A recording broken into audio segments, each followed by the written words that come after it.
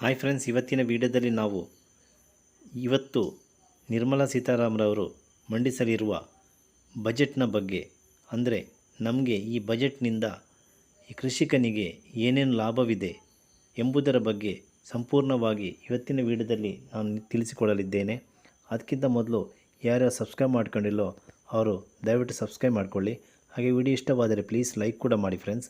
ಮತ್ತು ಇದುವರೆಗೆ ಯಾರ್ಯಾರು ನಮ್ಮ ಚಾನಲ್ಗೆ ಸಬ್ಸ್ಕ್ರೈಬ್ ಮಾಡಿದ್ದೀರಾ ಮತ್ತು ನಮ್ಮ ಎಲ್ಲ ಚಾನಲ್ ವಿಡಿಯೋಗಳನ್ನು ನೋಡಿ ನೀವು ಲೈಕನ್ನು ಕೊಡ್ತಾ ಇದ್ದೀರಾ, ಅಂಥವರಿಗೆಲ್ಲರಿಗೂ ನಮ್ಮ ತುಂಬ ಹೃದಯದ ಧನ್ಯವಾದಗಳನ್ನು ಅರ್ಪಿಸುತ್ತಾ ನಾವು ಈ ವಿಡಿಯೋವನ್ನು ಶುರು ಮಾಡೋಣ ಬನ್ನಿ. ಇವತ್ತು ಮೋದಿ 3.0 ಸರ್ಕಾರದ ಎರಡನೇ ಬಜೆಟ್ ಆದ ಅಂದರೆ 2025ರ ಬಜೆಟನ್ನು ಇವತ್ತು ನಿರ್ಮಲಾ ಸೀತಾರಾಮರವರು ಮಂಡಿಸಲಿದ್ದಾರೆ.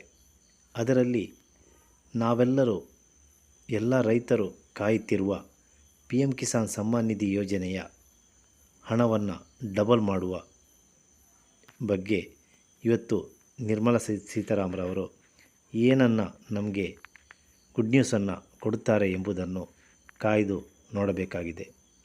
ಅದೊಂದು ಅಂದರೆ ಇವತ್ತು ಅದನ್ನು ಡಬಲ್ ಮಾಡ್ತಾರಾ, ಯಾವ ರೀತಿ ಮಾಡುತ್ತಾರೆ, ಅಂದರೆ ಮೊದಲಿಗಿಂತ ಎಷ್ಟು ಹೆಚ್ಚು ಮಾಡುತ್ತಾರೆ ಎಂಬುದನ್ನು ನಾವು ಇವತ್ತಿನ ಬಜೆಟಲ್ಲಿ ನಾವು ತಿಳಿಯಬಹುದು.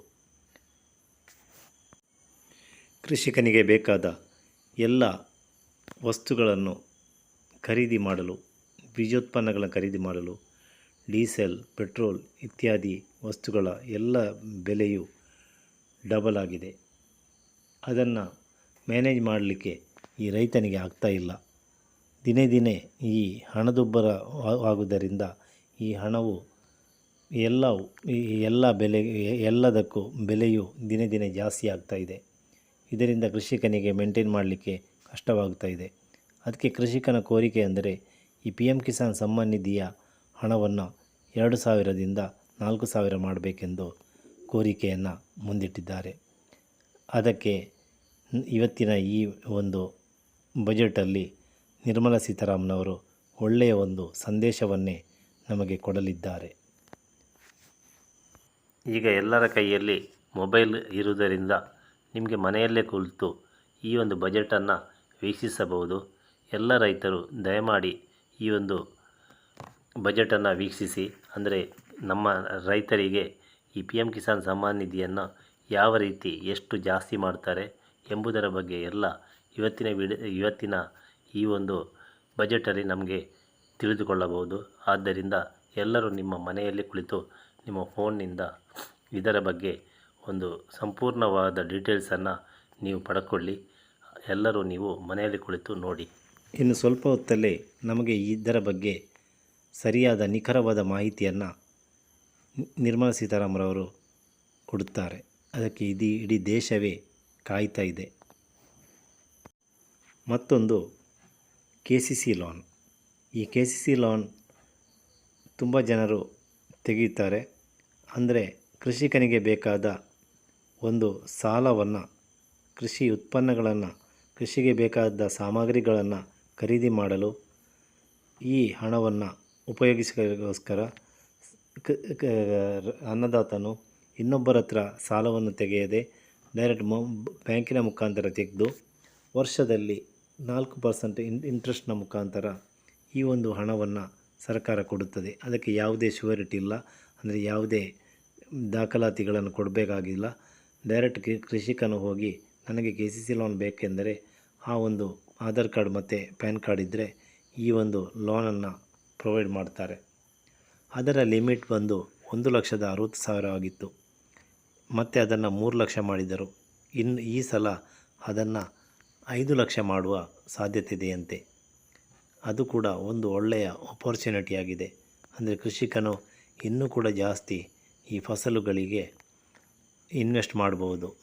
ಈ ಹಣವನ್ನು ತೆಗೆದು ಒಳ್ಳೆಯ ರೀತಿಯಲ್ಲಿ ಉಪಯೋಗಿಸಿದರೆ ಕೃಷಿಕನಿಗೆ ಇನ್ನೂ ಕೂಡ ಇಂಪ್ರೂವ್ ಆಗಲು ಸಾಧ್ಯವಾಗಬಹುದು. ಸರ್ಕಾರವು ಯಾವಾಗಲೂ ಅನ್ನದಾತನಿಗೆ ಒಂದಲ್ಲ ಒಂದು ರೀತಿಯಲ್ಲಿ ಸಹಾಯವನ್ನು ಮಾಡಲು ಪ್ರಯತ್ನಿಸ್ತಾನೆ ಇದೆ. ಮೂರನೆಯದು ಬಂದು ಕೃಷಿ ಸಾಮಗ್ರಿಗಳಿಗೆ, ಅಂದರೆ ಕೃಷಿಗೆ ಬೇಕಾದ ಉಪಕರಣಗಳಿಗೆ ಟ್ರ್ಯಾಕ್ಟರ್ ಇರ್ಬೋದು, ನೀರನ್ನೆತ್ತುವ ಮೋಟ್ರ್ ಇರ್ಬೋದು, ಇನ್ನಿತರ ಯಾವುದೆಲ್ಲ ಸಲಕರಣೆಗಳು ಬೇಕು ಅದರ GSTಯನ್ನು ಕಡಿಮೆ ಮಾಡ್ತಾರಂತೆ. ಅದು ಕೂಡ ಇವತ್ತಿನ ಬಜೆಟಲ್ಲಿ ಸೀತಾರಾಮರವರು ಮಂಡಿಸಲಿದ್ದಾರೆ. ಇದು ಯಾವ ರೀತಿಯಲ್ಲಿ ಮಾಡುತ್ತಾರೆ ಎಂಬುದರ ಕುತೂಹಲ ಇನ್ನು ಕೆಲವೇ ಗಂಟೆಗಳಲ್ಲಿ ನಮಗೆ ಸಿಗಲಿದೆ. ಸರ್ಕಾರದ ಕಡೆಯಿಂದ ಒಳ್ಳೆಯ ಒಂದು ಮೆಸೇಜ್ ನಮಗೆ ಬರುತ್ತದೆ. ಸರ್ಕಾರವು ಈ PM ಕಿಸಾನ್ ಸಮ್ಮಾನ್ ನಿಧಿಯ ಹಣವನ್ನು ಡಬಲ್ ಮಾಡಿದರೆ ಅದು ನಾಳೆಯ ಬಜೆಟ್ನಲ್ಲಿ, ಅಂದರೆ ಇವತ್ತಿನ ಬಜೆಟ್ನಲ್ಲಿ ನಮಗೆ ಗೊತ್ತಾಗುತ್ತದಲ್ವಾ. ಅದು ಈಗ 8,000 ಮಾಡ್ತಾರಾ 12,000 ಮಾಡ್ತಾರೆ, ಎಷ್ಟೇ ಮಾಡಲಿ ಅದು ಸಾಧ್ಯವಾದರೆ ನಮಗೆ 19ನೇ ಕಂತಿನಲ್ಲೇ ಸಿಗುವ ಸಾಧ್ಯತೆ ಇದೆಯಂತೆ. ಅಂದರೆ ನಾಳೆ ಬಜೆಟ್ ಆದ ತಕ್ಷಣ ನಮಗೆ ಮತ್ತು ಕೂಡ ಒಂದು 22 ದಿನ ಬಾಕಿ ಇದೆ ಅಲ್ವಾ. ಅದರಲ್ಲಿ ಈ 19ನೇ ಕಂತಿನಲ್ಲಿ ಕೊಡ್ತಾರಾ ಅಲ್ಲ 20ನೇ ಕಂತಿನಲ್ಲಿ ಕೊಡ್ತಾರಾ ಎಂಬುದಾಗಿ ಇವತ್ತಿನ ಈ ಒಂದು ಕೆಲವೇ ಗಂಟೆಗಳಲ್ಲಿ ನಮಗೆ ಗೊತ್ತಾಗಲಿದೆ. ಅದನ್ನು ಸ್ವತಃ ನಿರ್ಮಲಾ ಸೀತಾರಾಮರವರು ಇವತ್ತು ನಮಗೆ ಮಂಡಿಸಲಿದ್ದಾರೆ. ಇನ್ನು ಕೆಲವೇ ದಿನಗಳಲ್ಲಿ ಅಂದರೆ ಫೆಬ್ರವರಿ 24ನೇ ತಾರೀಕಿಗೆ ಒರಿಸ್ಸಾದ ಭಾಗಲ್ಪುರದಲ್ಲಿ ಈ ಇವೆಂಟನ್ನು ಫಿಕ್ಸ್ ಮಾಡಿದ್ದಾರೆ ಈಗಾಗಲೇ.